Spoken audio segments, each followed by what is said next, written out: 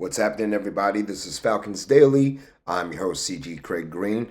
If you want to give me a follow on social media, please, by all means, go for it. I am at Craig G Sports, CRAIG, the letter G, and the word sports. You can find Fan Arch who powers Falcons Daily at FanArchCo, FANARCHCO. Our friends at Underdog, you can find their logo right there.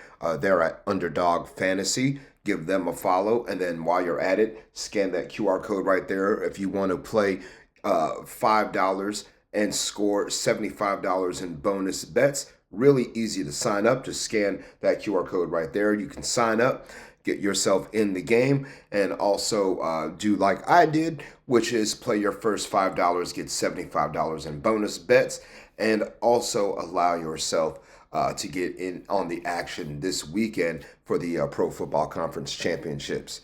The Falcons are starting to line up some interviews here for general manager. There's been not one, not two, not three, not four, but five names requested for the Falcons to conduct interviews with. We'll take a look at those names for you right now.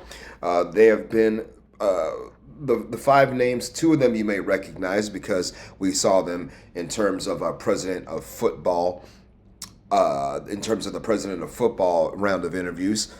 But a couple of the new names, James Lippert, the assistant general manager of the Houston Texans, Andy Weidel, the assistant GM of the Steelers, and Mike Bradway, also an assistant general manager of the Kansas City Chiefs. Of course, Ian Cunningham and Josh Williams, some of you may remember that they interviewed to take the president of football position that ended up with Matt Ryan. So those are the names right now that are in the running for the job. And again, Ian Cunningham, honestly, until I see something different, is still going to be the lead horse in that race. Again, he was the only name attached to the GM role for it seemingly feels like a month now, but it's really been more like 2 weeks. I guess just the offseason feels that long, I guess, because the Falcons aren't playing and yet football's still going on. But maybe next year, this time, Falcons will be playing for the NFC Championship. That'd be pretty cool. We got some news coming out from ESPN that Tommy Rees is going to take over as the offensive coordinator for the Falcons, which obviously means Zach Robinson is out of a job in Atlanta. His time in Flowery Branch is over. To me, it's a little underwhelming to bring in Tommy Rees. When you look at the offense for the Cleveland Browns, I mean, we're talking about the second worst offense in terms of total offense in the NFL, the third worst, the second lowest scoring team in the league. But, and given the fact that Rees, honestly, he's more like a really young vet. My man's like 33, 34 years old. He's been in the league. He's been a coordinator in college. He's been a coordinator now in the NFL. With Stefanski last season in Cleveland, and was calling plays at one point. So, it feels a little different than the Zach Robinson thing because he's coming in with some experience with the job and also with some experience in college doing it. So, and now also you're giving Rees more tools to work with. The offense did pick up a little bit when Shedeur Sanders got in there and played some. But again, when you look at the numbers in and of itself, the Browns on offense average 165 passing yards a game. They average just 97 yards on the ground, 16.4 points per game as well. I mean, it's quite clear the defense was carrying that team. But, now again, you give Stefanski and Rees some more tools to play with here in Atlanta, a little bit more structure. Remember, Rees still had to deal with some of the same stuff that Stefanski, I'm sure, had to deal with being in the building out there in Berea. But now, again, a little bit more of a stable environment. So, again, it's going to be a different atmosphere.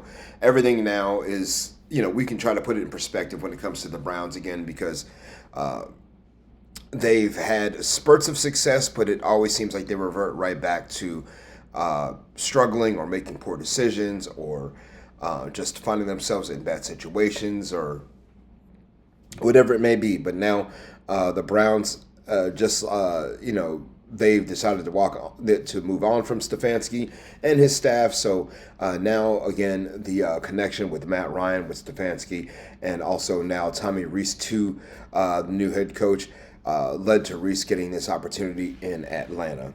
Quick word from our friends at Underdog. The football playoffs are here, and Underdog is the best place to get in on all the gridiron action. Playing on Underdog, it's so easy. So easy.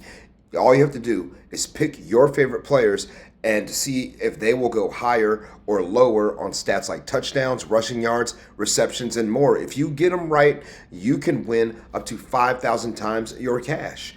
This week on Underdog, I'm looking at the Pro Football Conference Championships, New England at Denver, LA at Seattle.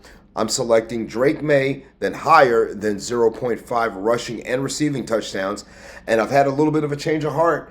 So right now I've decided I'm taking Matthew Stafford for lower than 255 and a half passing yards. So what are you waiting for? Download the app today. Use promo code FOOTBALLFAN to score $75 in bonus entries when you play your first $5. Just $5, y'all. It's just $5. That's promo code FOOTBALLFAN. Underdog. Make picks. Win money.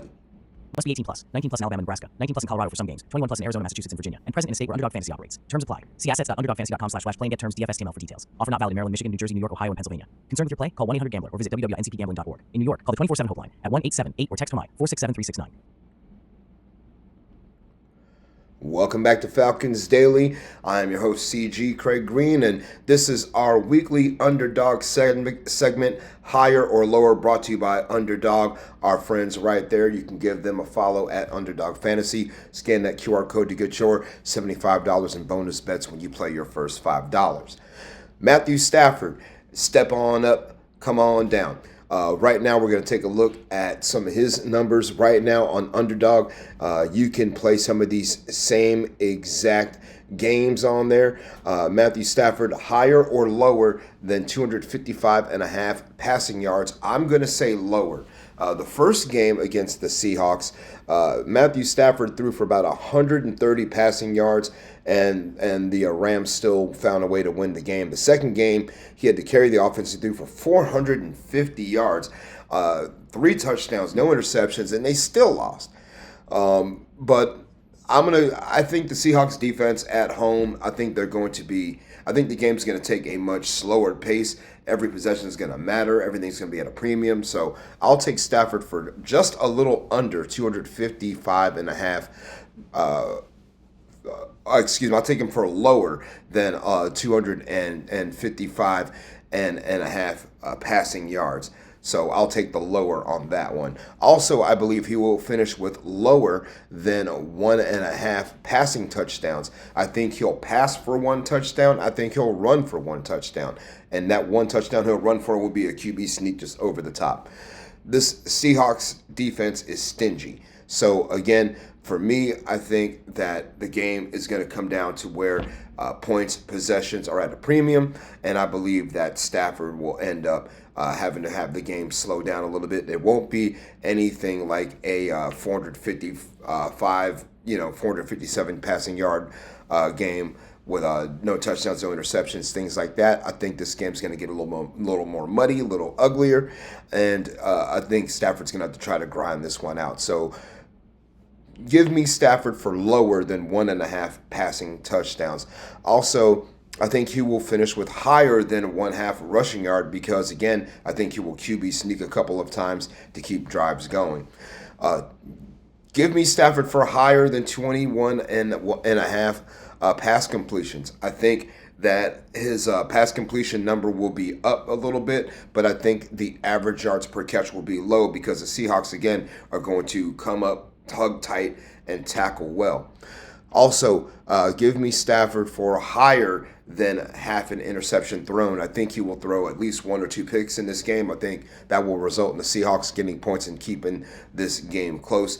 But I'll give you guys my prediction on the NFC and AFC championship games tomorrow. And once again, that's our higher and lower segment brought to you by Underdog Fantasy. Use promo code FootballFan to score $75 in bonus bets. When you play your first $5, just scan that QR code right there and get yourself in the game. Let's move on here, and we'll take a look at some skill players who I've identified as a couple of guys who I think can end up coming back or coming to Atlanta with Kevin Stefanski. The first of which, I'm going to pick one guy from the Browns, one guy from the Steelers. And the first player I've identified from the Browns, I think, who could make his way to Atlanta is David Njoku. I think David Njoku could end up in Atlanta. He's coming off of a kind of a lackluster season in terms of statistics. When you look at his numbers from 2025, Njoku finished with 33 catches, 293 yards. He did get 4 touchdowns. He started 11 games, played in 12. Njoku has been with the Browns his entire career, but I think, with the uncertainty around Kyle Pitts, David Njoku could be in play for Atlanta. He is 29 years old. By the time the season comes around, he'd be 30, so a big money contract wouldn't be on the table. Maybe we can get him for like 2-3 year deal, perhaps. Jalen Nailor is another guy from the Vikings who I think could make his way to Atlanta. He's pinged to be a free agent from what I've seen. And remember, Stefanski, he wasn't with Stefanski in Minnesota, but I do think that some familiarity with what they're doing, especially when they brought in KJ Osborne last year. With Kirk Cousins being here, I think I think that Nailor could be a guy who could be in play as well for Minnesota, especially if Kirk Cousins is somehow kept in the building. Because remember, Kirk came over to the Falcons in 2024, and he was with Jalen Nailor before that with the Vikings. So, again, hard to tell where Nailor's going to go right now, but there's a chance that the Vikings could re-sign him, but I do believe there's also a chance he could find himself in Atlanta. Last year, Nailor had 444 receiving yards. He found himself in the end zone 4 times with 29 receptions on the season, 53 targets. So again, will he hang it out there with J.J. McCarthy and try to grow with him, or will he want to move on? So you never know. You could also see Stefanski with some of these guys in the building in Atlanta. At least it's a thought that it could possibly go down like that. All right, a couple of comments that we saw from last week's, or actually yesterday's program. We're going to go and get those in for you now. Let's see. First comment came from Larry Turner 2626. I would draft the center from Indiana with my end draft pick. He's a beast. I don't know if we're in the market for a center right now. I think we're okay with Ryan Newsel at the moment. Maybe a late round flyer or something if we were able to get some compensatory picks, but I think we need to put some of our eggs in different baskets.